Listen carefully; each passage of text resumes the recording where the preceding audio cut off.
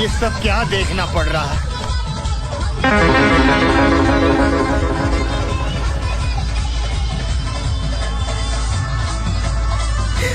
हमने के सोचा तानी कि हमने के सारा दोस्त अभी तो कुमार कैसे बानी जा।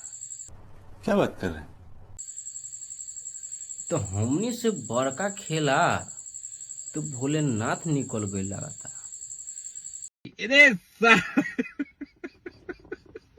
यही से सोचा तानी कि हमने के शादी ब्याह काहे नहीं के हो।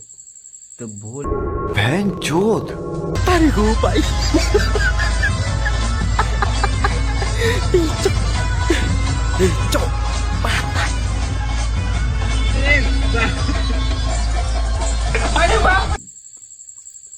पार्वती मैया देखता झड़ुआई तोरा के